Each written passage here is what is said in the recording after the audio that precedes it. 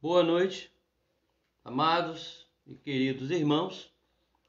Bom, pelo menos aqueles que já estão participando conosco, né?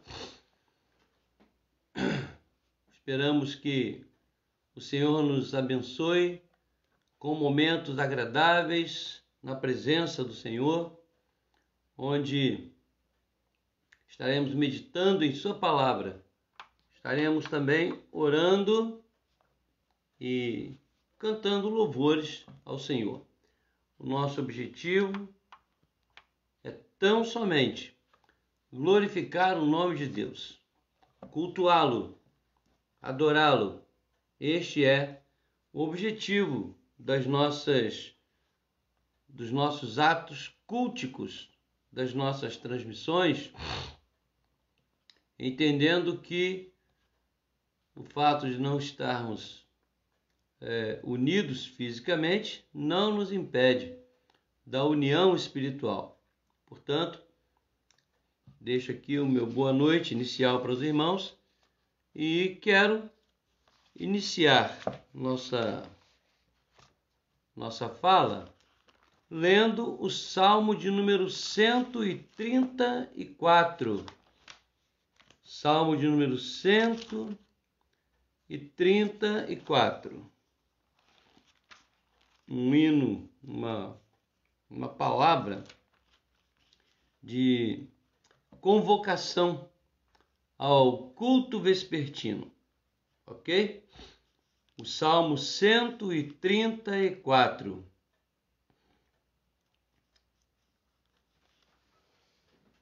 Um cântico de romagem. Quando se diz cântico de romagem, queremos dizer cânticos que acompanhavam uma atividade dos fiéis, né? Iam andando e cantando. Bom, você pode perceber que existe muita semelhança com a nossa palavra romaria, mas não há nada a ver com Roma, né? A romaria, estamos indo a Roma, não. Aqui a semelhança é mera semelhança mesmo, ok? Salmo 134. Bendizei ao Senhor, vós todos, servos do Senhor, que assistis na casa do Senhor nas horas da noite. Erguei as mãos para o santuário e bendizei ao Senhor. De Sião te abençoe o Senhor, Criador do céu e da terra. Eu queria fazer um comentário rápido sobre o verso 2, que diz assim: erguei as mãos para o santuário. Meus irmãos, nós sabemos muito pouco a respeito de muita coisa. Nós não sabemos, na verdade, quase nada com respeito àquilo que Deus fala sobre o nosso corpo e certas práticas. Por exemplo, as mãos, elas têm um significado extraordinário na nossa relação com Deus. Existem N passagens que se referem ao uso das mãos para abençoar, para glorificar, erguendo as mãos. Ninguém vai duvidar comigo, ninguém vai duvidar do que eu vou falar agora. A mão de uma mãe cura, tranquiliza, consola, é algo extraordinário. Isso não é uma coisa, diríamos assim, humana, tão somente. As mãos, se não for assim, nós não precisaríamos impor as mãos para a ordenação dos oficiais, dos pastores. Como está lá em Tiago, não precisaríamos impor as mãos para rogar ao Senhor a cura dos enfermos. Então, mesmo que nós não tenhamos isso aqui de forma literal, como ordem para cultuar. Uma coisa é certa: ao erguermos as mãos para o santuário de Deus, onde Ele está nos céus, isto tem muito significado. Podemos revelar muitos significados com isso. Um dos significados que eu quero dizer aqui é aquele posicionamento de: Senhor, estamos aqui para falar contigo, receber do Senhor a tua palavra também, orar-te, ó Deus, tu que estás acima nos céus. Então vamos erguer as mãos assim, né? No sentido bem aplicado, não vou dizer literal, mesmo que seu braço não se estenda, mas que seja um sinal de reverência e adoração a Deus. Ergam as mãos, ergam a mente, a cabeça, o coração diante do Deus Todo-Poderoso. Quero convidar os irmãos a que oremos nesse instante, rogando do Senhor que Ele nos abençoe na transmissão deste culto que nós chamamos de live, né? Esse culto online. Então, duas palavras inglesas, mas este culto ao vivo que nós estamos transmitindo. Vamos orar. Senhor, nosso Deus e Pai, nesse instante nós queremos agradecer ao Senhor pela oportunidade de buscar a Tua pessoa, a Tua presença espiritualmente, esta oportunidade rara de cultuar-te e adorar o Teu santo, excelso e precioso nome. Obrigado a Deus por todos aqueles que já fizeram contato conosco e por aqueles que ainda chegarão, aqueles que ainda hão de se contactar com essa tecnologia que nós temos, que tem nos abençoado tanto. Nós te agradecemos pela inteligência que destes aos homens para realizarem essas maravilhas que nós conhecemos e que, por nos acostumarmos com elas, muitas vezes não damos o devido valor. E por serem usadas de forma negativa por outras pessoas, nós às vezes não percebemos quão valiosa é a tecnologia, o desenvolvimento da ciência e tudo isso. Obrigado por essa inteligência que o Senhor coloca na mente, no coração, no espírito de homens e mulheres. Ó Deus amado, obrigado. Nós te rogamos por essa oportunidade santa, mas nós te pedimos que, pelo fato de sermos frágeis e falíveis, pelo fato de sermos corruptos em nossa natureza, pecadores, não sabemos prestar-te um culto verdadeiro. Mas o teu Espírito Santo, que sonda os corações, sabe identificar diante do teu trono de glória o que vai em nosso coração. E quando o Senhor Jesus falou àquela mulher na beira do poço, ou à beira do poço, dizendo que chegaria um dia em que os verdadeiros adoradores adorariam em espírito e em verdade, esses dias já chegaram há muito tempo. Eles, a cada momento que passa, se tornam uma realidade mais palpável. Nós te adoramos, Senhor, e rogamos que aceites este culto, pois nós oramos assim, confiados na graça do Senhor Jesus, teu Filho amado, nosso Salvador. Amém.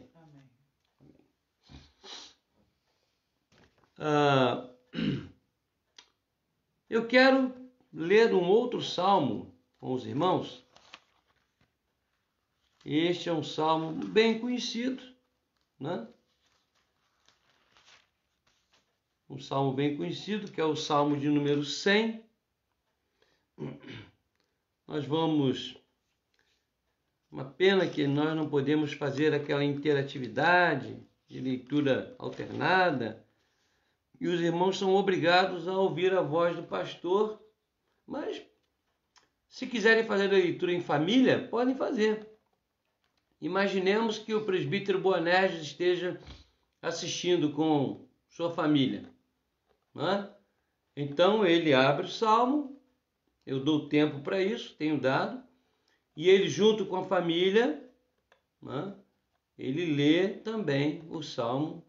E assim não só o presbítero Boanerges, a Fernanda, né, e todos aqueles que têm nos acompanhado podem fazer isso, para não ficarem apenas com a voz do pastor.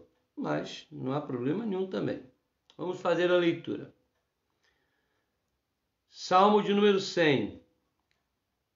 Celebrai com júbilo ao Senhor todas as terras. Servi ao Senhor com alegria. Apresentai-vos diante dele com cântico. Sabei que o Senhor é Deus. Foi ele quem nos fez e dele somos. Somos o seu povo e rebanho do seu pastoreio. Entrai por suas portas com ações de graças e nos seus átrios com hinos de louvor. Rendei-lhe graças e bendizei-lhe o nome, porque o Senhor é bom, a sua misericórdia dura para sempre, e de geração em geração a sua fidelidade. Que Deus nos abençoe. Eu quero convidar os irmãos a que cantemos o hino de número 319 do nosso cenário, ok?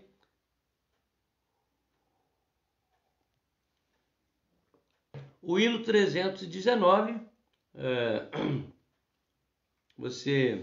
eu não sei se você está com a letra do hino aí, nós colocamos a letra para que você acompanhe, se você não tiver o hinário. Vamos então cantar o hino.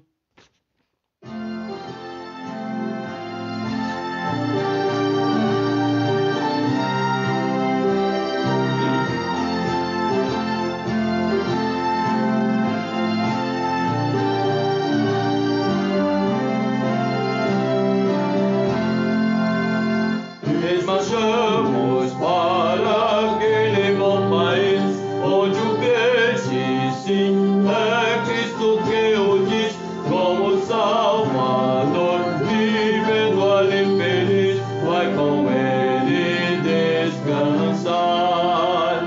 Trabalhemos, pois, com zelo e com vigor, constrangidos pelo seu imenso amor, bem servindo em tudo ao grande Salvador, eis que a vida vai fitar. Acordai, acordai, despertai, despertai,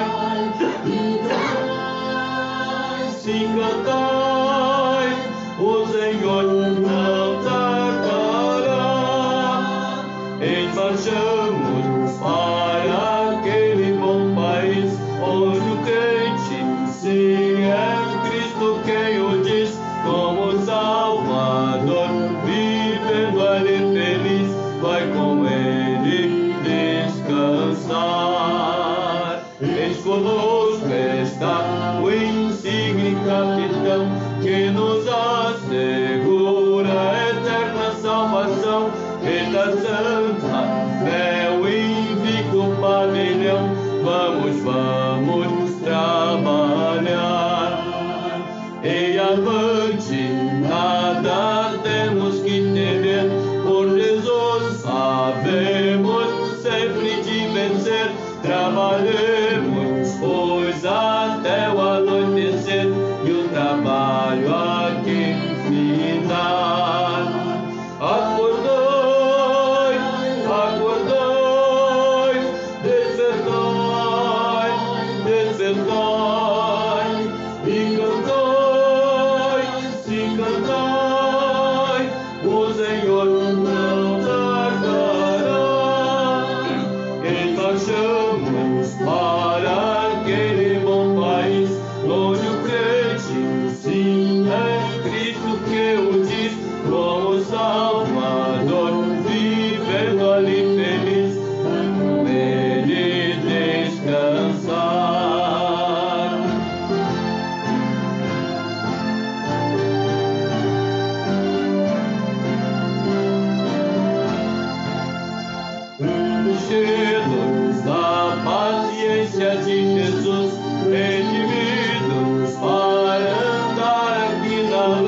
exaltemos juntos hoje a sua cruz.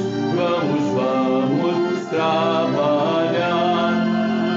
Os perdidos vamos com amor buscar, aos descrentes vamos logo declarar que Jesus quer hoje a todos resgatar.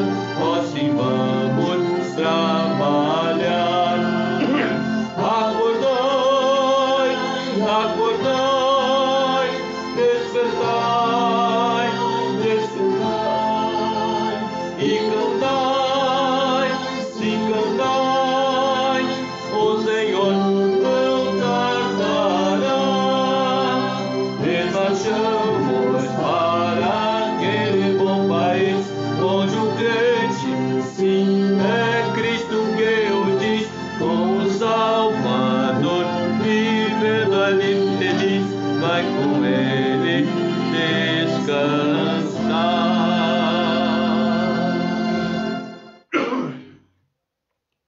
Amém. Glórias a Deus. Realmente é um hino extraordinário, né? Nós vamos fazer uma leitura agora no livro de Efésios. Vamos ler o capítulo de número 6, versos de 13 a 20. Efésios, capítulo 6. Perdão, irmãos.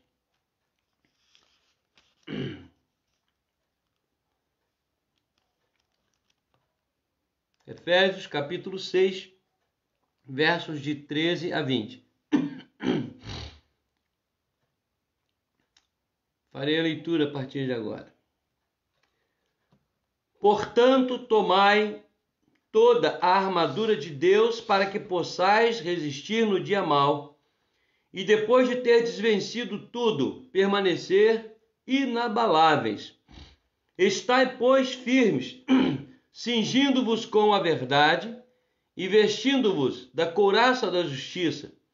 Calçai os pés com a preparação do evangelho da paz, embraçando sempre o escudo da fé, com o qual podereis apagar todos os dardos inflamados do maligno. Tomai também o capacete da salvação e a espada do Espírito, que é a palavra de Deus, com toda oração e súplica, orando em todo o tempo no Espírito, e para isto vigiando com toda perseverança e súplica por todos os santos, e também por mim, para que me seja dada no abrir da minha boca a palavra, para com intrepidez fazer conhecido o mistério do Evangelho, pelo qual sou embaixador em cadeias, para que em Cristo eu seja ousado para falar como me cumpre fazê-lo. Eu quero repetir aqui o verso 18, que diz assim: com toda oração e súplica, orando em todo tempo no Espírito, e para isto vigiando, com toda perseverança e súplica, por todos os santos. Ou seja, aquela armadura toda proposta pelo Espírito Santo na boca de Paulo, ela não terá muito valor se nós não estivermos ligados a Deus em oração. Esse versículo 18 é uma complementação da orientação sobre tomar a armadura de Deus. E eu quero também chamar a atenção para um fato, é que nós estamos falando, para muita gente, e é possível que alguém tenha a seguinte dúvida. Quer dizer então que Paulo pede que orem por ele para que ele possa com intrepidez fazer conhecido o mistério do Evangelho. Eu tenho ouvido muito essa expressão em vários segmentos religiosos, cristãos ou pseudo-cristãos, não sei, onde algumas pessoas se arvoram como intérpretes do mistério de Deus. A própria palavra já é uma coisa meio escabrosa, né? Mistério. E vou falar em mistério, vou falar um mistério. Alguém falou comigo em mistério. Dá-se a impressão de que Deus revela uma coisa que ninguém sabe, só aquela pessoa, porque ela teria uma capacidade especial, extraordinária.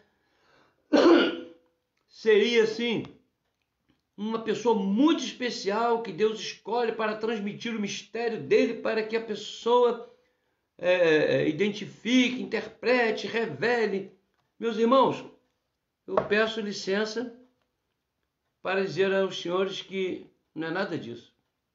E não estou aqui querendo ofender ninguém que esteja me ouvindo, mas a palavra grega aqui é a palavra mysterion, que significa coisa antes oculta, mas agora revelada. Então não é uma coisa escondida. Aqui trata-se do Evangelho. Paulo mesmo diz, eu não estou pregando ainda não, estou apenas orientando. Paulo diz em 1 Coríntios o seguinte: importa que os homens nos considerem como ministros de Cristo e despenseiros dos mistérios de Deus. Os mistérios de Deus, ainda vou fazer um estudo sobre isso aí para os irmãos, não são coisas ocultas como em algumas filosofias que andam por aí, coisa escondida, que você não pode saber o que tem no grau X, na etapa X. Não é nada disso não. No Evangelho não tem mistério mais. Está tudo revelado. Dito isto, rasamente explicado, espero que vocês que me acompanham possam ouvir um estudo sobre isso, que eu acredito é muito interessante, para a gente não ser levado por todo vento de doutrina. Esse é o nosso assunto. Dias de ventania. Está ventando muito. Olha, e Deus é maravilhoso, porque permitiu, ele já sabia que ia ter um ciclone aí. Ele permitiu que eu fizesse o estudo no período do ciclone, para usar o ciclone como exemplo. Eu falei, Senhor, obrigado, não pelo ciclone, mas pelo Senhor ter preservado meu coração e minha mente. Até agora, o Senhor sabia que ia ter um ciclone e me deu essa mensagem, mas não me deixou pregar enquanto nós não vivêssemos dias de ventania como nós vimos aí. Coisa terrível, né? Muito bem. Entenderam, né? Eu não estou dizendo que Deus mandou um ciclone para concordar com a minha mensagem, pelo amor de Deus. Não é isso não. Eu estou dizendo que aprove a Deus me impedir de pregar essa mensagem antes, porque nós hoje temos um exemplo muito claro do que é uma grande ventania. É aquilo que aconteceu, morte, destruição, porque a ventania é como dizia minha mãe, faz parte de uma tribuzana. Tribuzana é uma tempestade com ventos, rajadas de vento, tal, aquela coisa toda, aquela confusão, isso aí chama-se tribuzana. Você vai lá no dicionário que você acha isso lá. Mas a mamãe gostava de falar essas palavras estranhas. Queridos, nós temos aqui alguns pedidos de oração, tá?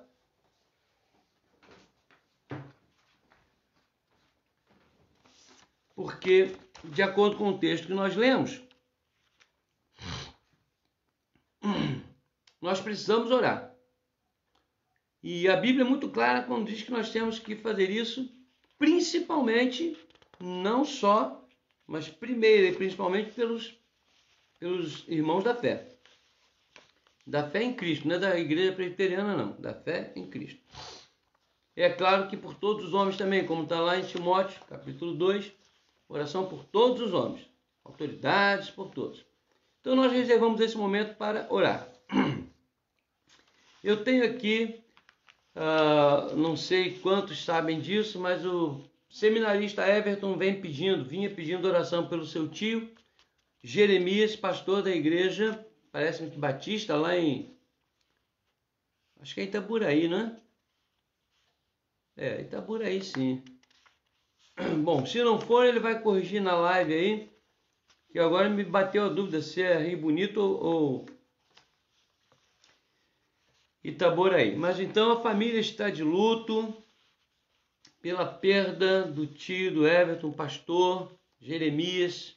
Nós também estamos muito tristes, nós como somos hoje da mesma família, essa família unida por Deus, estamos muito tristes, oramos muito, mas aprove a Deus levá-lo para a glória. Nós temos também um tio chamado Gesi, né? Ele perdeu a esposa recentemente, ele é pai do diácono Genilson Boixá, doutor Genilson, né?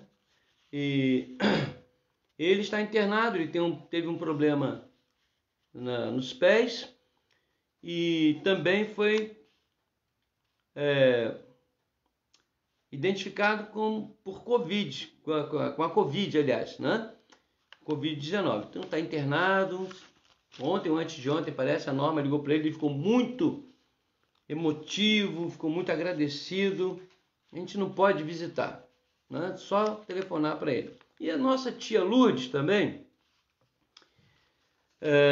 o esposo dela, que era irmão do presbítero Agelson, o nome dele é Argeu, já faleceu há bastante tempo, o marido da tia Lourdes, que era nosso tio, mas ela mudou de casa e isso acontece muito, a pessoa não está acostumada com os obstáculos da casa nova e acabou tendo um tombo, está acamada e o quadro dela inspira muitos cuidados. Ela é uma idosa já avançada, mas é uma pessoa sensacional, nós amamos muito, né? Tia Lourdes. Também queremos enfatizar nossas orações pelos profissionais de saúde, tá? O nosso irmão diácono Manuel, lá de Paraty, está conosco. O nosso irmão Roberto, né? O esposo da Giovânia.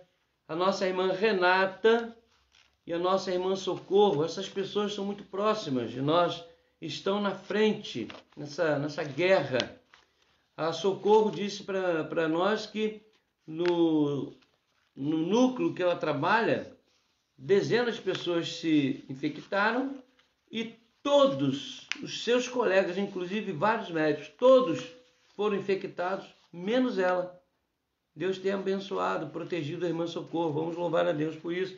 E hoje a mãe do presbítero Clair, bem cedinho eu estive lá na casa dele e ele estava levando a sua mãe para uma consulta, pois ela também teve uma queda e foi uma queda perigosíssima. Deus a livrou.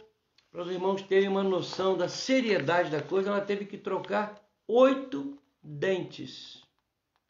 8. Não foi fácil. Foi uma queda terrível.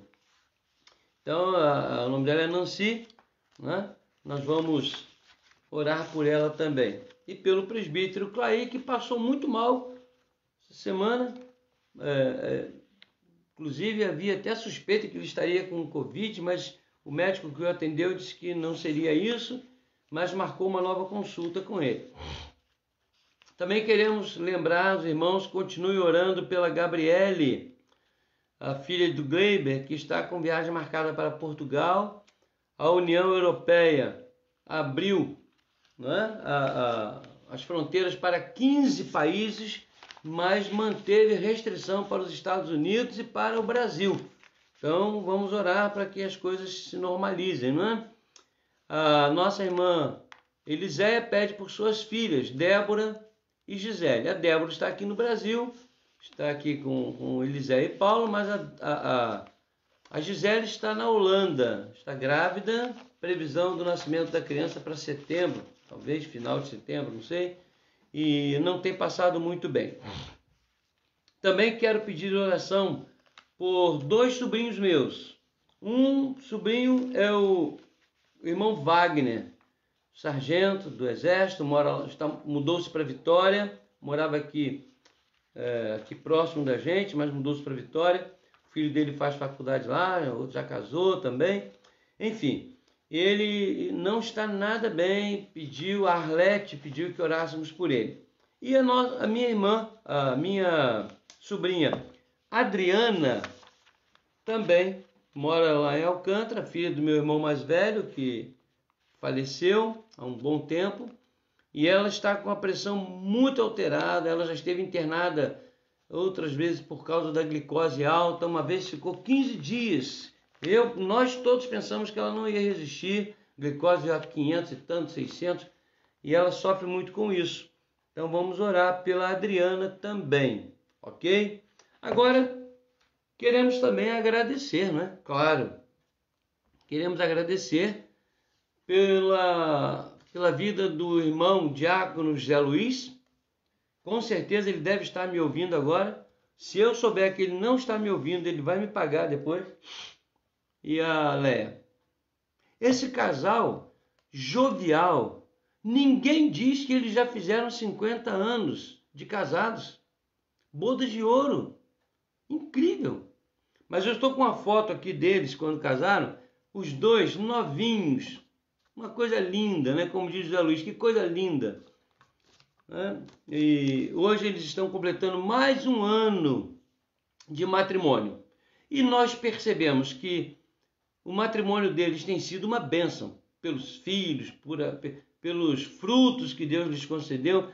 Com certeza não é um casamento perfeito, como nenhum é. Todos nós temos momentos de altos e baixos, situações difíceis, e com certeza o José Luiz e Leia já passaram por momentos difíceis, com certeza. Mas Deus os tem sustentado, mantido o seu matrimônio abençoador e abençoado até agora, até o dia de hoje. Nós vamos orar nesse instante em favor dessas vidas e em favor também dos nossos irmãos diácono José Luiz e a irmã Leia, a quem nós chamamos carinhosamente de Leinha. Tá, Leinha? Nós vamos orar agora, ok? Oremos, irmãos. Senhor nosso Deus, Pai glorioso, temos a certeza plena de que Tu estás em Teu trono de glória, ouvindo as nossas orações. Temos a certeza plena que Teu Filho enviou o Espírito Santo, o Paráclito, para estar junto de nós, estar conosco. Promessa do Senhor. Cada gesto, cada palavra, cada raciocínio nosso, cada motivação, tudo isto está sob o Teu controle, ó Deus, na pessoa de Teu Filho e do Espírito Santo também. Nós choramos agora rogando-te, Senhor, que visites os irmãos enfermos que nós colocamos aqui, cujos nomes nós citamos. Rogamos, ó Deus, que visites a cada um, dando-lhes o bálsamo do Teu Espírito, e que eles reforcem em seus corações a certeza da Tua unção, a certeza, ó Deus, da Tua intervenção santa, do Teu amor, da Tua misericórdia em suas vidas. Ó Deus amado, nós também Te rogamos por aquelas pessoas que não são do nosso meio, não participam da nossa igreja, mas que também confiam no Teu amor, na Tua graça, ou pelo menos buscam e pedem que o Senhor as abençoe. E nós somos os porta-vozes dessas pessoas. Te rogamos que também a esses que não estão no nosso meio, na nossa grei, mas que têm fé no Senhor, que o Senhor lhes fortaleça a fé. Mude aquilo que precisa ser mudado. E que sare a vida física, se porventura houver necessidade de sarar também a vida moral, espiritual, religiosa, que Tu o faças para a Tua glória. Também, Senhor, queremos Te rogar pelas pessoas enlutadas, assim como a família do Teu servo, seminarista Everton, todos os familiares. Rogamos-te, Senhor, que também visites o pastor que nos enviou um pedido de oração lá de João Dourado, perto de Irecê, noroeste da Bahia. Cuida daquele Teu servo, ó Deus, e abençoa. Senhor, nós também queremos Te rogar em favor dos profissionais de saúde, os nossos queridos, próximos, aqueles que não são próximos, os médicos, enfermeiros, técnicos, todos aqueles, ó Deus, que têm se disposto a cuidar dos enfermos desta pandemia. Senhor amado, rogamos-te que alivies o sofrimento daqueles que estão sendo tratados neste momento desta enfermidade. E te rogamos, como temos feito sempre, ó Deus, que o Senhor nos abençoe com o término desta angústia, dessa situação tão difícil. Tu podes fazer isso, ó Deus, se quiseres. Também, ó Deus, queremos agradecer ao Senhor pela vida do teu servo, diácono José Luiz, e sua esposa, Aleia. Este casal que tem um histórico cristão, religioso, espiritual, antigo, que vem, ó Deus, lutando há muitas décadas, mas vem te servindo e vem te adorando, criando os filhos e agora vendo os frutos dos netos. Senhor, que este casal continue a ser abençoado por ti.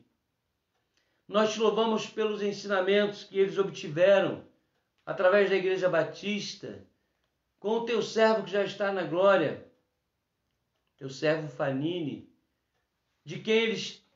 por quem eles tinham um carinho imenso. E o teu servo tinha por eles também. Aprove ao Senhor trazê-los para o nosso meio para que eles nos abençoassem e nós te louvamos por isso. Ó Deus amado, concede aos teus servos vida prazerosa, vida longa com qualidade física, moral, espiritual, para que eles possam usufruir bastante da bênção desta união que foi realizada por ti mesmo. E dá-nos a aventura, ó Deus, de alcançarmos níveis assim também. Anos de união, anos de serviço no teu reino, anos de bênçãos, como tens concedido a este casal. Abençoa, Senhor, grandemente a vida desse casal, desses irmãos tão amados. Ó Deus amado, nós te oramos assim, agradecidos e certos da tua bênção, em o nome do Senhor Jesus. Amém. Eu quero aconselhar os irmãos a que estejam consultando também, periodicamente, as notícias do nosso boletim, né? Para podermos identificar aí os aniversariantes de casamento e também de vida, né? Tempo de vida. Amados, vamos voltar ao texto de Efésios, agora não o capítulo 4, não o capítulo 6, o capítulo 4, quando nós iniciamos na quinta-feira passada uma palavra sobre dias de ventania. O texto base foi quando eu destaquei aqui o fato de que o verso 14 diz assim: para que não sejamos mais como meninos, agitados de um lado para o outro, levados ao redor por todo vento de doutrina. Eu usei especificamente esse versículo para sustentar o tema, né? Nós não terminamos. Hoje é a parte 2. Eu não sei se vou terminar. Não sei mesmo. Espero que termine. Se eu não terminar, semana que vem a gente continua. Eu falei que os dias de ventania precisam de direção segura.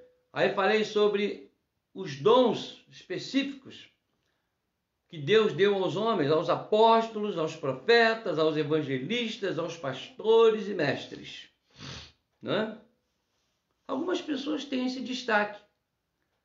Algumas pessoas se destacam como mestre, por exemplo.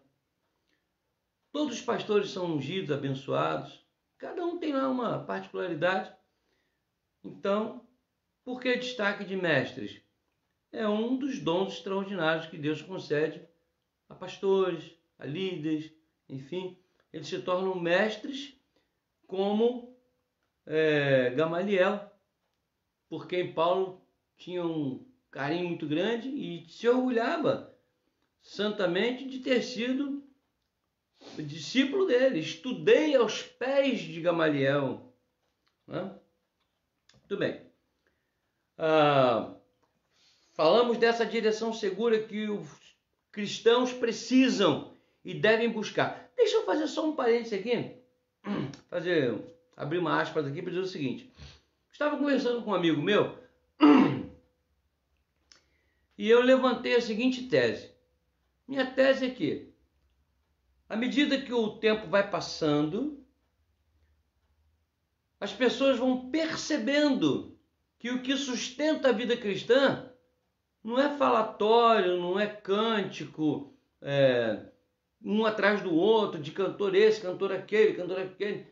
Não são pessoas que supostamente são grandes líderes de grandes igrejas.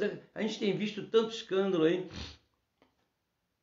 As pessoas vão migrar e já estão fazendo isso para as igrejas que têm uma palavra firme, sólida, com líderes que realmente compreendem, buscam compreender a palavra e ensinam com maestria a palavra de Deus. E essas igrejas, chamadas tradicionais, elas vão lotar. E as outras não vão esvaziar, porque tem sempre alguém que é tocado por esse tipo de coisa.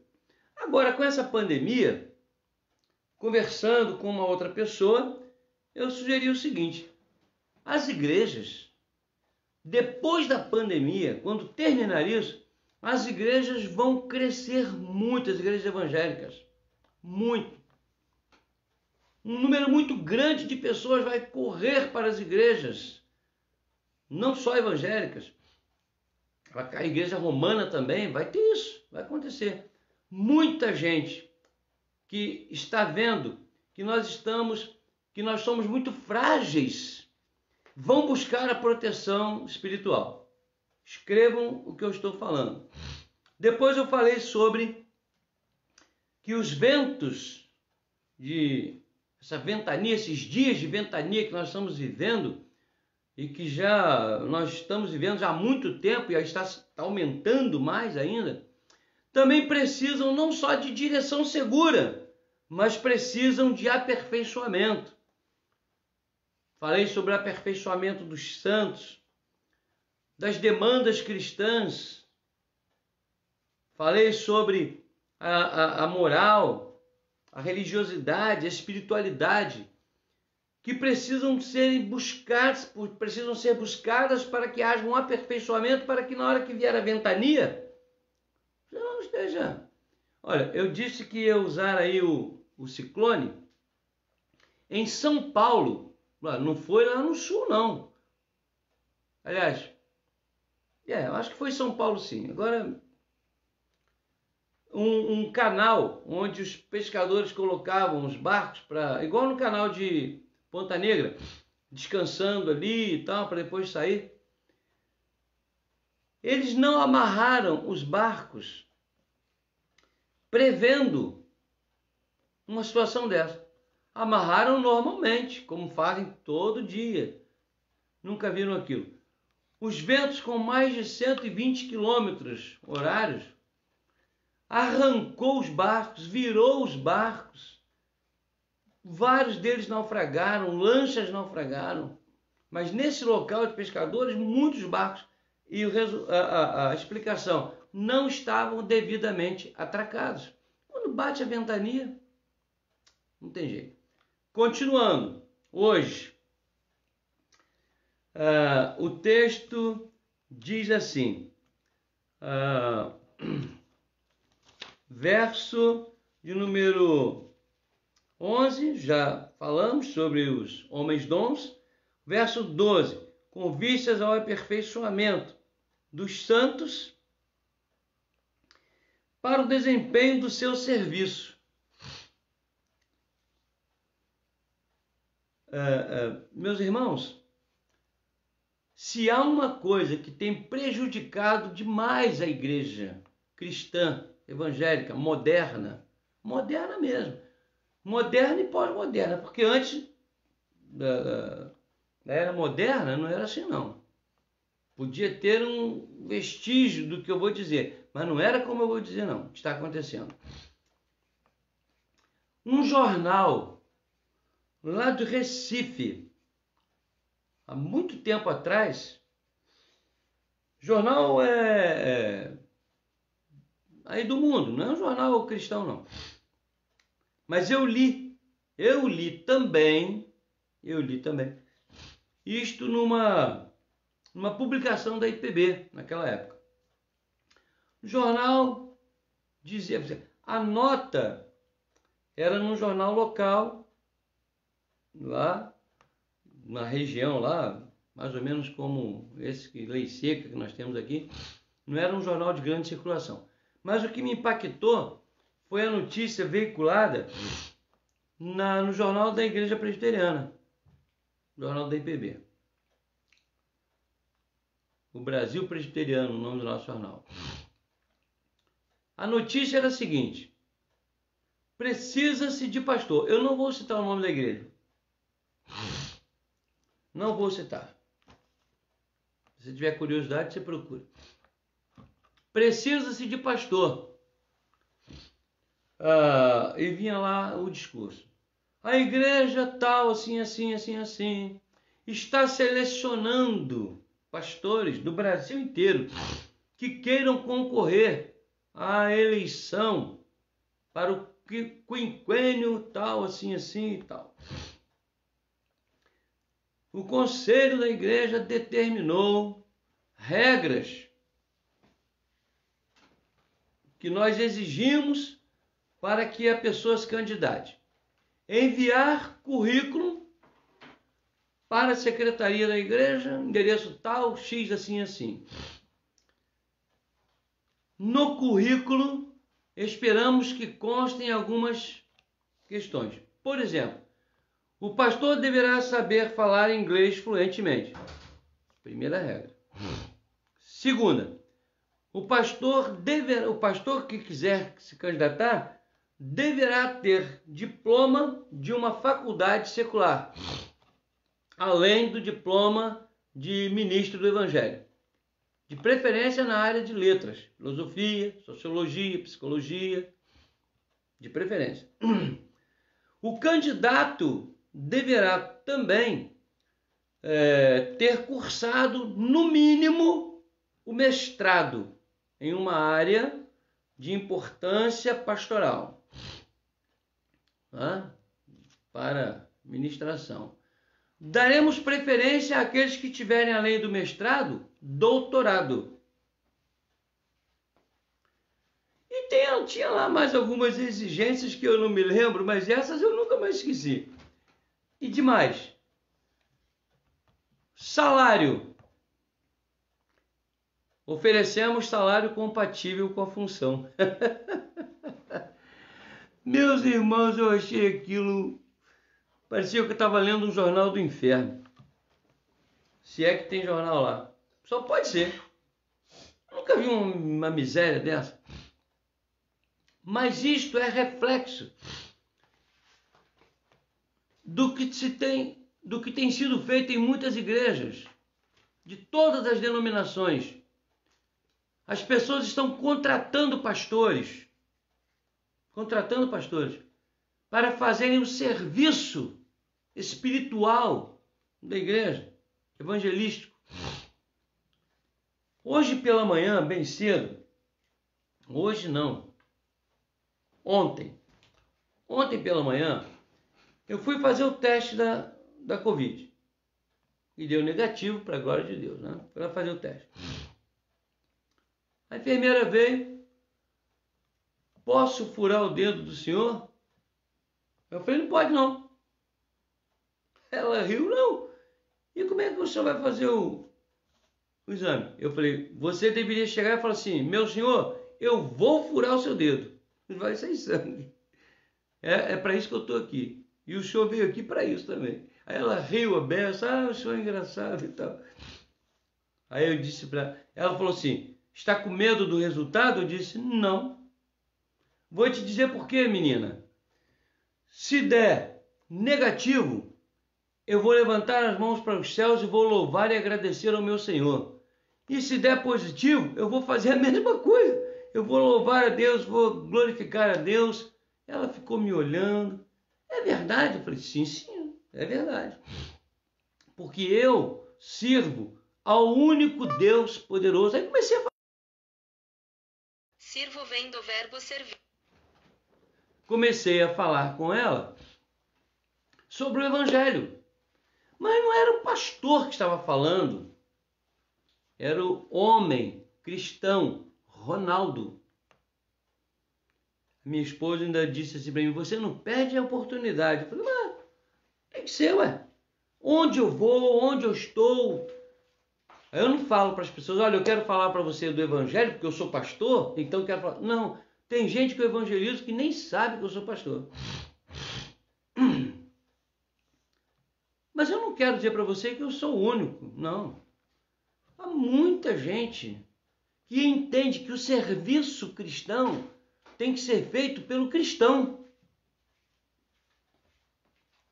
Olha o que o texto aqui é muito claro, diz que ele, olha só, inclusive, esses homens dons, apóstolos, pastores, mestres, profetas, evangelistas, eles pregam, ensinam, falam para preparar pessoas. O texto está muito claro.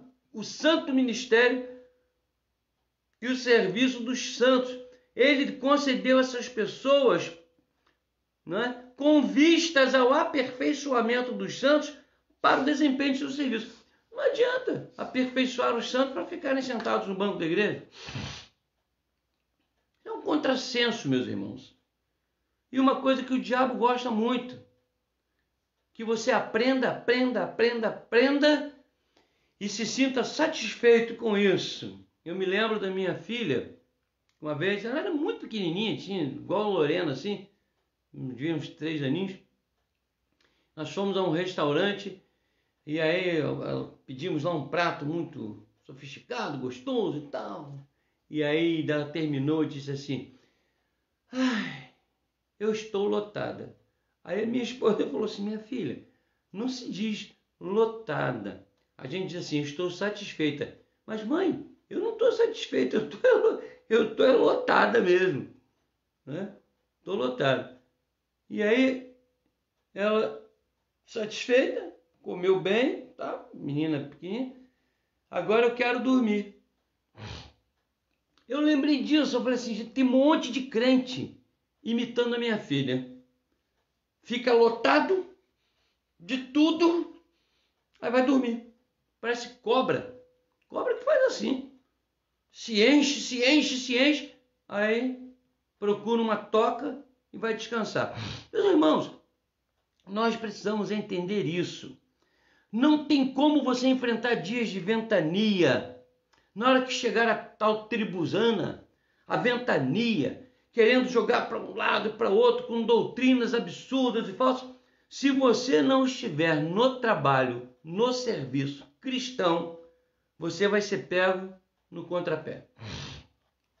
Eu acredito que isso é mais ou menos como o famoso calcanhar de Aquiles. Vocês gostam de, não sei quem gosta aí, de mitologia grega.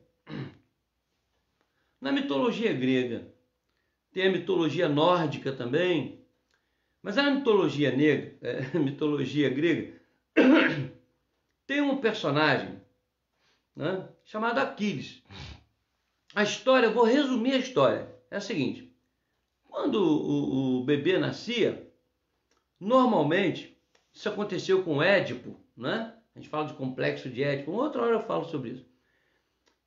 Pegava o bebê e levava para o oráculo de Delfos, ou outro oráculo que houvesse em algum lugar, era difícil, Delfos era o famoso oráculo, que dizia o que aquela pessoa ia ser. O que deveria ser feito com aquela pessoa, qual seria o futuro, o destino daquela pessoa. Então, os pais orientados pelos sábios, conselheiros, pelos oráculos, disseram para levar Aquiles numa fonte milagrosa e mergulhar o garoto, o bebê, na fonte. E mergulhando o bebê na fonte, ele seria invencível, um rei invencível. Aí foram lá, pegaram ele pelo calcanhar, mergulharam na fonte e tiraram. E Aquiles cresceu, valoroso, soldado, vencia todo mundo, era uma coisa, ele tornou-se um rei famoso, aquela coisa toda. Um dia ele saiu para uma batalha e um soldado inimigo jogou uma flecha ao léu. E essa flecha bateu no calcanhar de Aquiles. E Aquiles veio a morrer com uma infecção ali, infeccionou aquilo tudo e ele acabou morrendo, gangrenou. Explicação: quando seus pais seguraram para mergulhar na fonte, seguraram no pé, no calcanhar dele. O calcanhar não foi mergulhado na fonte. Era o único lugar vulnerável da vida de Aquiles. Uma flecha, ao acaso, pegou naquele local, infeccionou, gangrenou e ele morreu. Eu fico pensando que uma das coisas que nós podemos chamar de calcanhar de Aquiles dos cristãos é a evangelização. Nós temos proteção de todo lado, nós temos promessas maravilhosas, mas nós temos exigências também, orientações de Deus para a nossa vida cristã. E uma delas, que eu considero a mais importante depois de adorar a Deus, é evangelizar. No serviço cristão, de levar Jesus para as pessoas. E quando eu não faço isso, eu crio na minha vida um calcanhar de Aquiles. É o meu único ponto vulnerável. Eu posso fazer todo o resto. Mas se eu não faço isso, eu tenho um ponto vulnerável, que vai me trazer um prejuízo, não sei qual, não sei como, não sou Deus, mas que eu aconselho a você, meu irmão, a você, minha irmã, não deixe nada de fora. Banhe-se todo com a água do Espírito. Não deixe o calcanhar de fora. Mergulhe toda na pessoa de Cristo.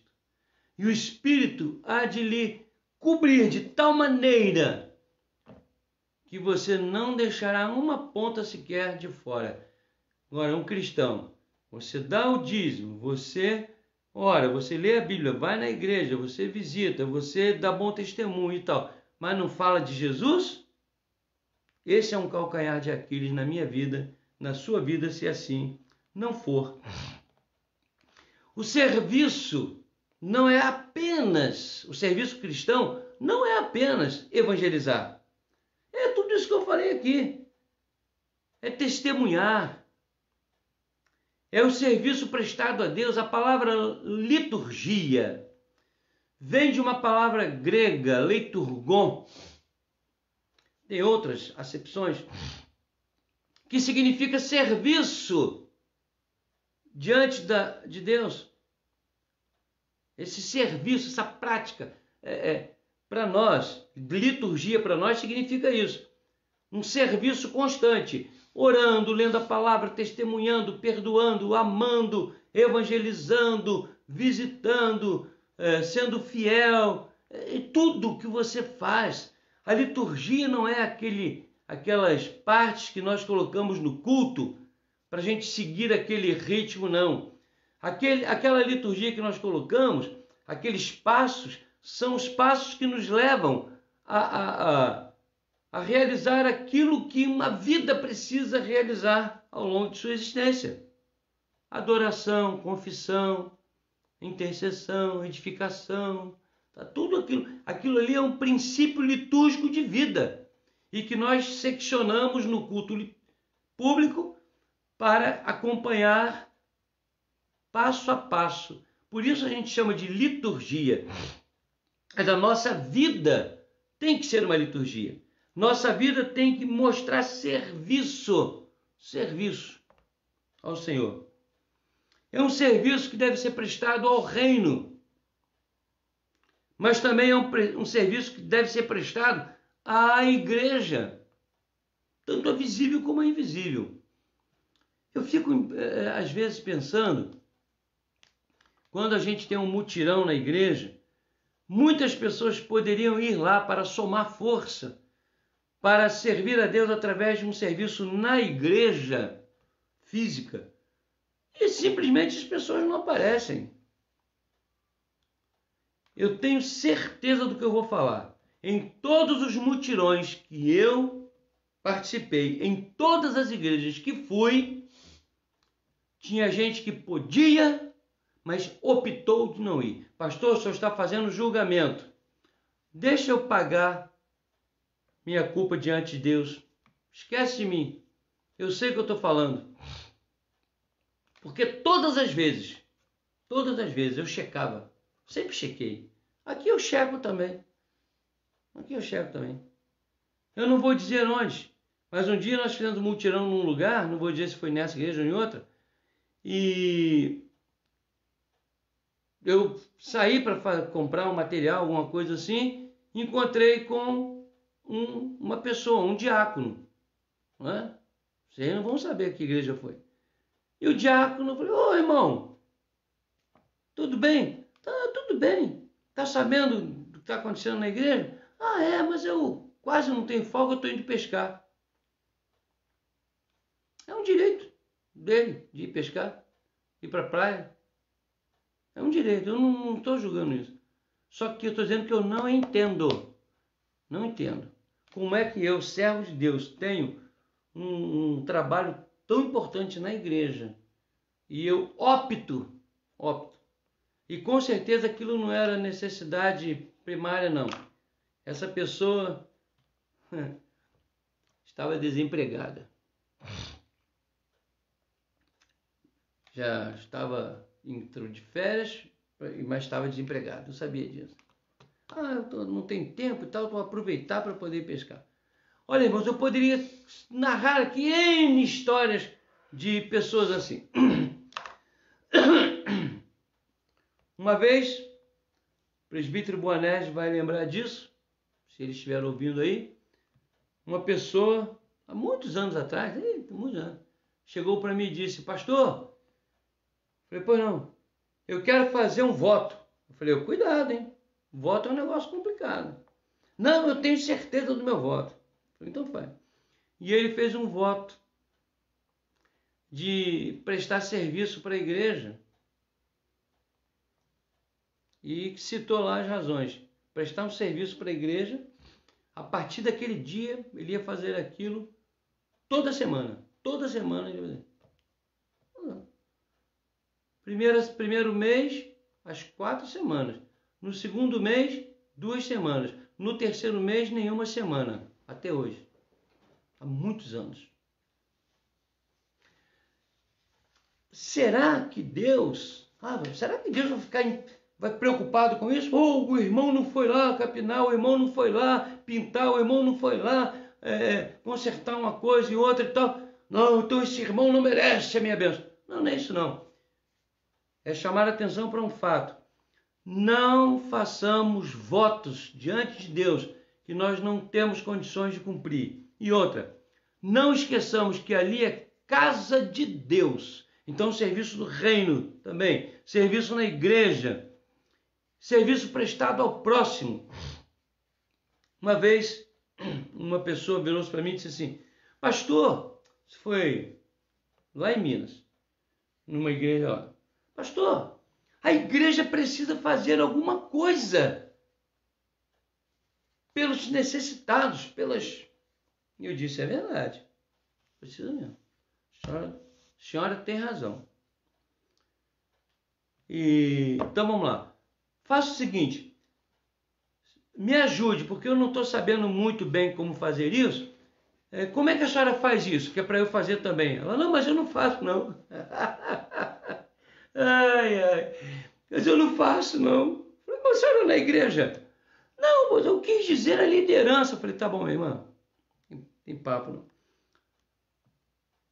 Um dia eu saí com minha esposa, meus filhos, 11 horas da noite, abri o porta-mala do meu carro, botei um caldeirão daquele de, sei lá, 50 litros, não sei, de um sopão, mas uma sopa, meus irmãos, que coisa. Aí um diácono, quando eu estava preparando, o diácono, ô pastor, deixa eu dar uma provada. Eu falei, não vai provar nada, isso aqui é para as pessoas de rua. Aí ele riu e tal, comprei uns copos bons, de plástico, firmes, botei aquilo na mala, peguei minha esposa e meus filhos, que concordaram, porque nós tínhamos visto pessoas debaixo de uma ponte e ficamos condoídos. E saímos. E ali nós começamos a trabalhar. Dentro de pouco tempo, os diáconos da igreja assumiram também. E eu fiz uma reunião com os diáconos todos da cidade. Toda a cidade. Grande cidade lá em Valadares.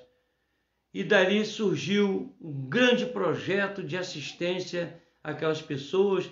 Nós levávamos, na próxima vez foram roupas, cobertores, remédio, encaminhamento para abrigos, passagem de trem para quem estava longe de casa, que não tinha como voltar. A coisa ganhou um vulto imenso. Então, queridos, existe muita coisa que eu e você podemos fazer.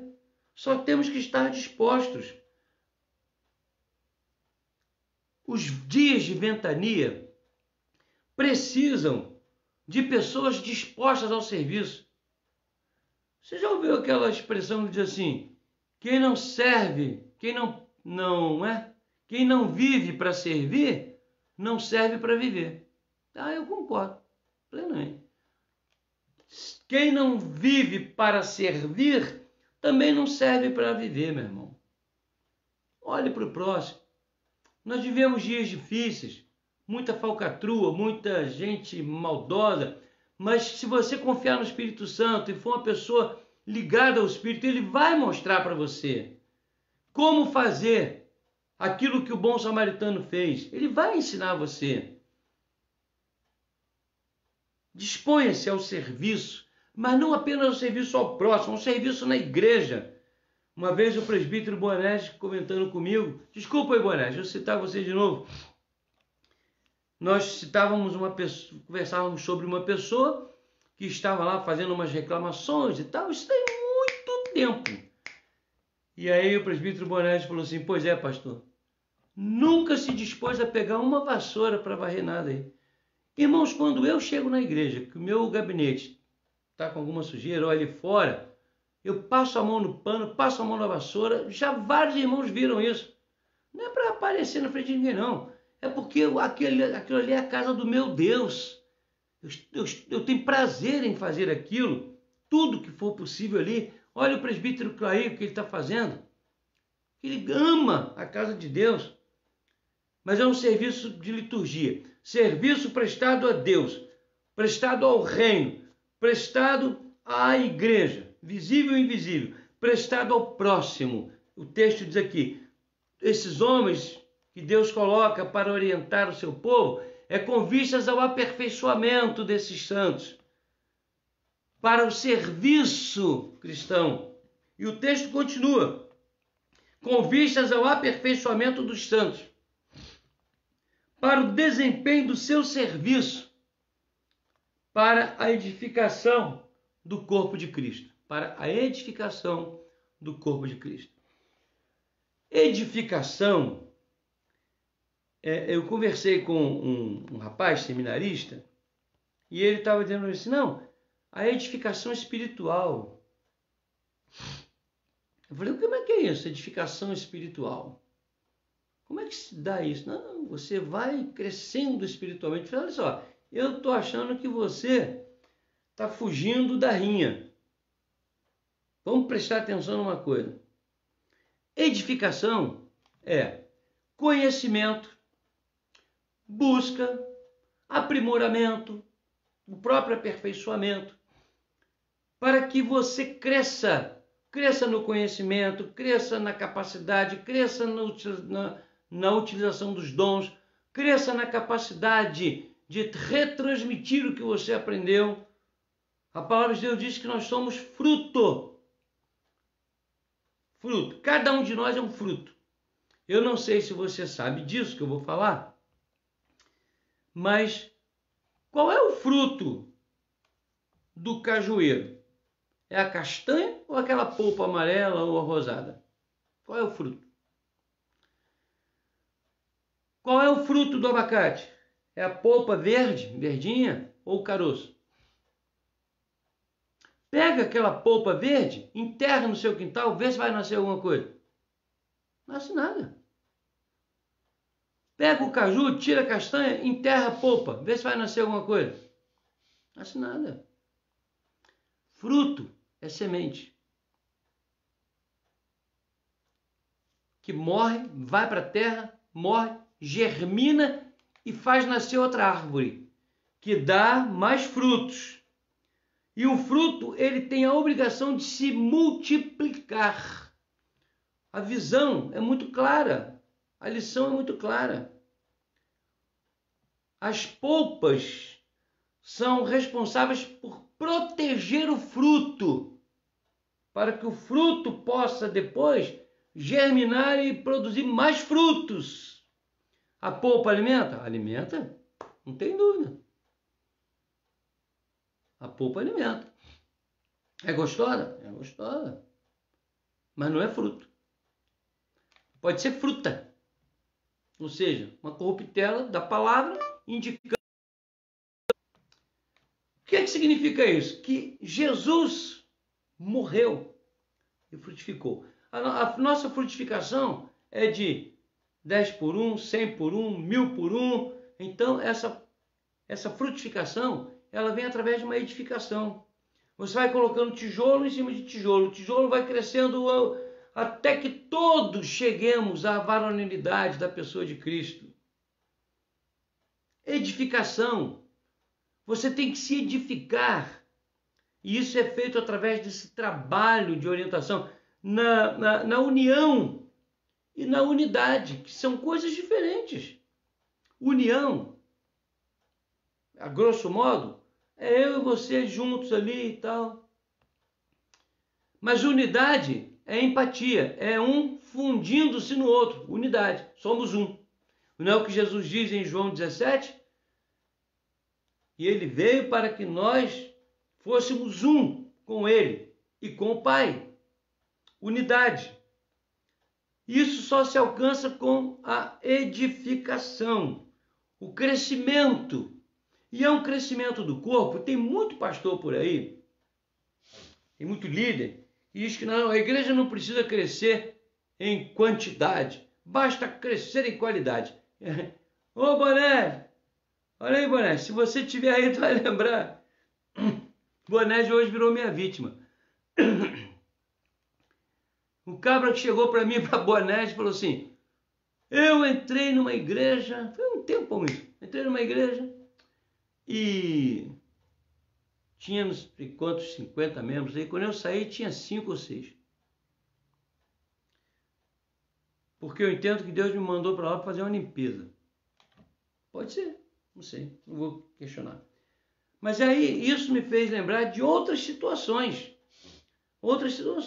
onde eu tive a plena certeza, não nesse caso, esse caso me fez lembrar de outras situações, como por exemplo, uma igreja lá em Conselheiro Pena, interior lá de Minas, quem vai lá para Aimorés, aquela região. A igreja tinha uns 300 membros, voltou a zero e fechou. Um negócio meio esquisito.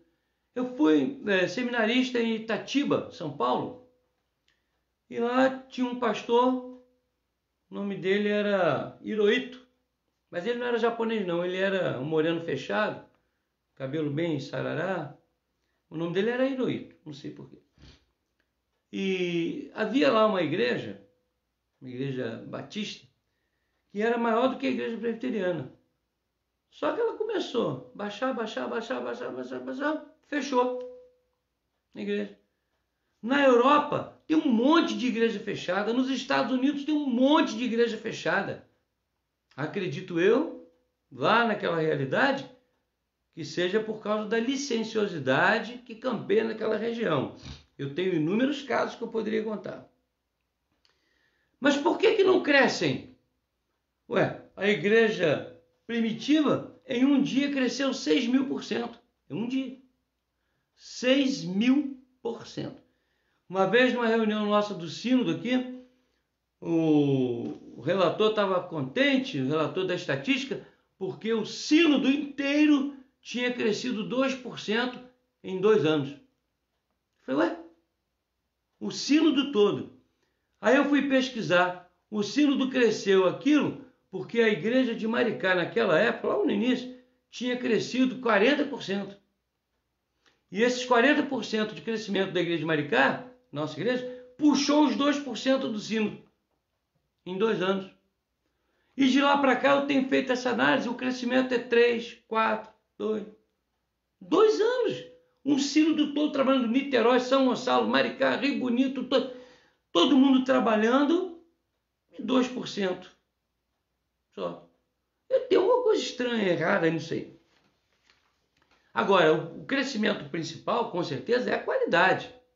Não adianta ter uma igreja de 1.000 membros e todos eles descompromissados com a palavra de Deus, com o reino de Deus, com a espiritualidade, com a santidade, com a fidelidade. Não adianta. Por isso, o apóstolo, escrevendo aos Efésios, orienta para que possamos dar atenção a esses líderes, que o objetivo é que a igreja se aperfeiçoe com uma liderança segura, para trabalhar no reino de Deus, trabalhar na própria igreja, trabalhar no mundo, trabalhar para abençoar o próximo, mas também se edificar através da leitura da palavra, através da oração, através dos cultos. Não é? Eu fico preocupado quando eu tenho aqui uma live, eu não, qualquer um, e eu posso dizer que com certeza que tem pessoas que poderiam estar aí participando e não estão. Por quê? Por quê? Qual a razão de não se preocupar em crescer, em edificar? O que está acontecendo na mente das pessoas? As igrejas, atualmente, estão muito pragmáticas, né? Isso é um problema sério demais. Aproveitar todas as oportunidades de edificação, de crescimento. Vocês acham que eu fico chateado, aborrecido, se um membro da minha igreja sai da minha live e vai assistir outra, e antes da minha assiste outra, ou até quem sabe no horário da minha vai assistir outra, que leiam livros e que gostem deste ou daquele obreiro ou pastor, ou vibram com a mensagem de outros pastores, homens que têm um ministério específico. Pois os senhores já perceberam quantos pastores eu convido para subirem ao púlpito da nossa igreja? Pois eu vou dizer para vocês que tem pastores que não deixam ninguém subir no púlpito. Não sei as razões, mas talvez uma delas seja medo de perder a função, sei lá o quê. Só que tem o seguinte: edificação vem através da ministração de Deus à nossa vida, por intermédio desses homens e mulheres santos e santas. Eu não preciso abandonar a minha igreja, eu não preciso também ficar na minha igreja com aquela ideia de que eu tenho um compromisso com a igreja local, no sentido de que se eu não for ali eu estou condenado ao inferno. Não, por que eu não posso assistir uma palestra, um congresso, alguma coisa onde o Senhor está me falando? Qual o problema disso? O que está acontecendo? Nós temos que nos edificar. Então, se há uma oportunidade de edificação, vamos guardar o que é bom, vamos reter o que é bom, vamos deixar o que não presta para lá. E o local ou a palavra da pessoa que nós não confiarmos, nós não deixamos para lá. Mas se há algo bom, vamos buscar bons livros, bons estudos.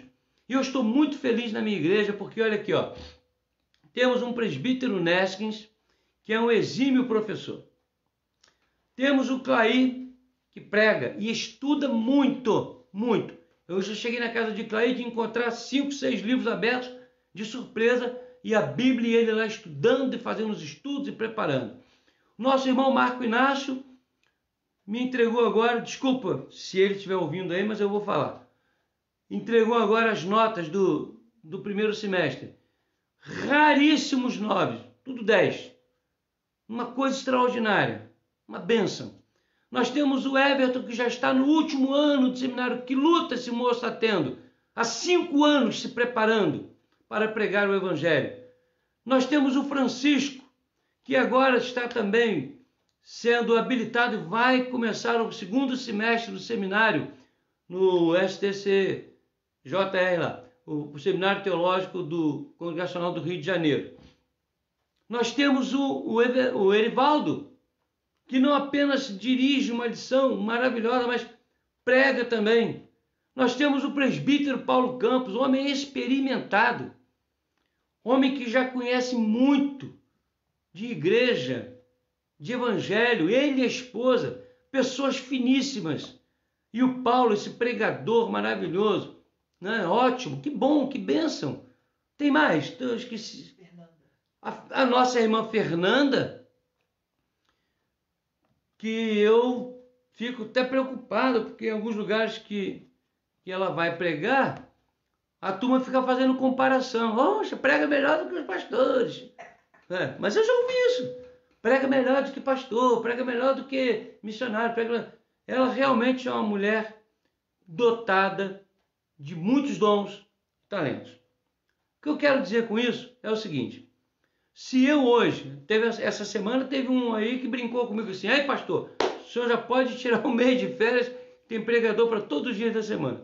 E é verdade. Hoje nós temos na igreja homens e mulheres abençoados por Deus que conduzem todas as atividades.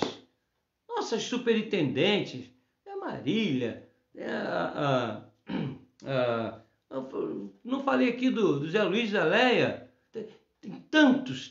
O bispo, Zé Carlos Bispo agora aí, também o presbítero Marcelo agora aí também, ouvimos a sua palavra essa semana. Meus irmãos, isso enche meu coração de alegria. Isso significa que nós, os líderes desta igreja, estamos cumprindo uma parte do nosso ministério.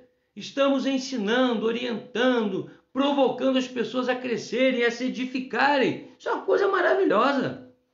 A nossa igreja é uma igreja que está se edificando a cada dia. E as pessoas sentindo esta vontade, esse prazer imenso. Se porventura algum nome me falhou aqui, me desculpe aí. Tio João Damasceno, João Damasceno. Vocês já pararam para pensar nisso, irmãos? Que bênção! Que bênção! Pois é. Dias de ventania precisam de uma igreja edificada. Porque edificada sobre a rocha, a ventania pode bater, mas não vai derrubar não. Agora, edificou sobre a areia, aí, desculpa a expressão, aí já era. Ok? Meus irmãos, eu forçosamente vou ter que parar. Na próxima semana vamos ter então os dias de ventania parte 3. Desculpem, mas se eu for continuar vai ficar difícil. Ainda tem muita coisa para falar aqui. Então nós vamos interromper, tá certo? E agradecer aos irmãos a sua participação. Ainda temos alguma coisa a participar. Primeiro, eu quero lembrar aos irmãos do seguinte: terça-feira, 17 horas, nossa reunião tem sido uma grande bênção, liderada pelo presbítero Marco Inácio, seminarista Marco Inácio. Às quintas-feiras, como hoje, o nosso estudo bíblico, uma coisa assim bem mais expansiva, né? 19h30. No domingo, às 9 horas da manhã, novamente a reunião capitaneada aí pelo nosso irmão seminarista Inácio, presbítero Inácio. Às 10h30, e tem sido uma bênção, tá, irmãos? Às 10h30, aí o presbítero Neskens lidera um estudo com os jovens, adolescentes e todos os irmãos que quiserem. Eu não perco uma, porque os membros da igreja têm que se edificar, mas o pastor também tem que ser edificado. E eu não vou ser edificado sozinho, né? E aí eu fico só bebendo lá do presbítero, uma bênção muito grande, né? E quando vocês falam, alguns estão participando, eu louvo a Deus. Então, 10h30, as mensagens que o presbítero Neskens tem feito é em estudo mesmo. Você pode participar do estudo todo. E às 19h30, o nosso culto vespertino, ok? Culto público. Muito bem, eu quero... Só que alguém estava me chamando aqui, eu recusei. Quero agradecer aqui, além de todos os irmãos que participam conosco, ao meu querido tio Jurandir, pastor da igreja congregacional, com a sua esposa e também a sua filha, Eximárcia. Na nossa oração final aqui, nós vamos estar orando por sua vida, pelo Aloísio e pelo Heraldo. Está lá no Amazonas, né? Em Manaus, não é Manaus. Ok? Eximárcia, a hora quando nós voltarmos aos cultos presenciais, aí um dia você traga seu papai e sua mamãe aqui. A igreja gosta muito do casal, mas a igreja não te conhece ainda. Meu tio Jurandir, Deus o abençoe. Sabes que eu o amo muito. E tia Zi, tá bom? Muito bem. Lá em Paraty, nosso irmão Manuel está assistindo também. Nós agradecemos, Manuel, a sua gentileza.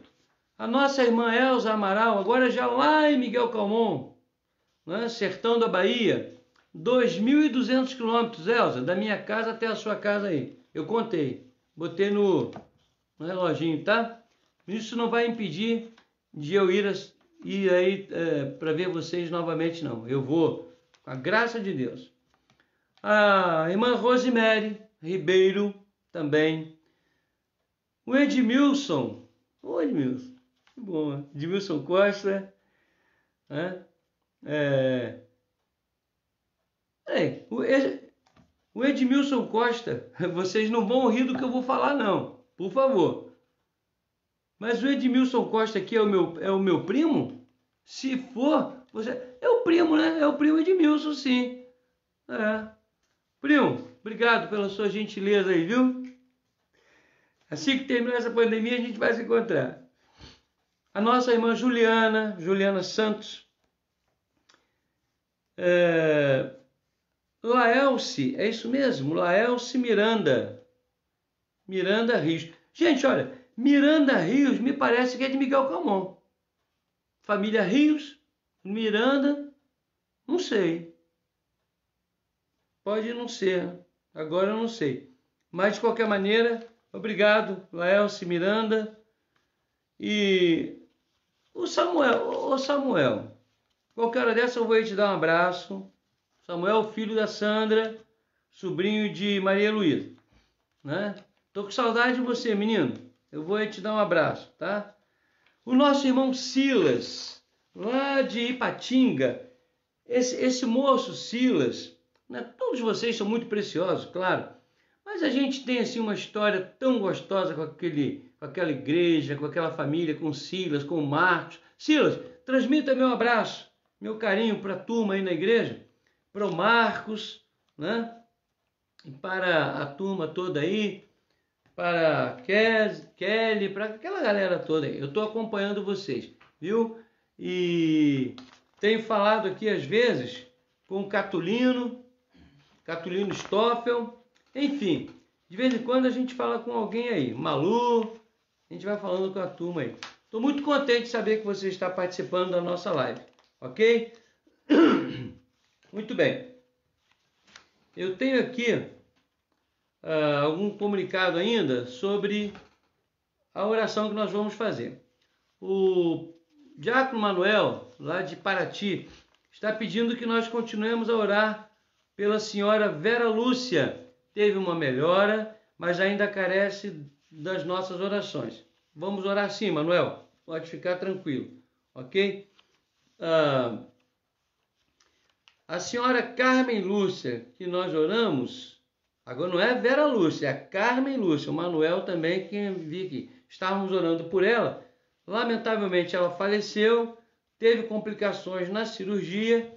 Vamos então orar pela sua família, a família enlutada, ok? A irmã Fátima tem pedido pelo seu pai e pelo seu irmão. Ela está muito triste, já conversou comigo sobre isso, pelo fato do seu irmão estar muito envolvido com com a bebida, e isso tem entristecido muito. Ele ficou um bom tempo sem participar disso. Depois, por algum motivo, fraquejou. Eu ia falar fracassou, não, fraquejou, e aí veio acontecer isso. Ok, queridos? O meu primo Edmilson está aqui me agradecendo pelo convite, né, para participar da nossa live. Edmilson, fala com a turma lá também, fala com a Mara, né? Fala com eu esqueci o Anilton, fala com essa turma aí para de vez em quando aparecer, para a gente participar, tá bom? E a saudade é grande, hein? Muito grande. Depois que a mamãe faleceu, né, nós ficamos um pouco arredios assim, mas esses dias eu liguei lá pro Israel, né? Lá em Mato Grosso, sei lá, Mato Grosso. Também liguei para a tia Lilita, falando com a turma toda aí. Um abraço para você, para a turma também aí, ok? Bom, nós vamos orar, né, por esses pedidos que aqui foram colocados. Vamos então curvar as nossas cabeças e orar ao Senhor nesse momento.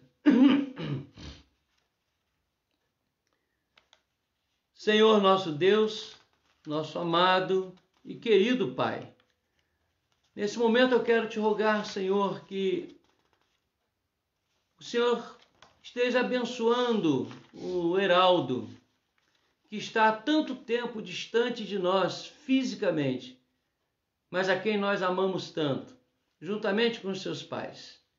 Visita aquele moço, visita, ó Deus, as pessoas que estão ali dependendo dele, sua esposa, todos aqueles, ó Deus, no seu ambiente de trabalho. Conhecemos a importância das atividades desse moço.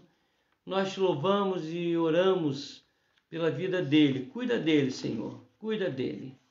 Nós também queremos agradecer-te pela vida do Aloísio, os seus filhos. Que coisa mais extraordinária, sua filha falando do Evangelho.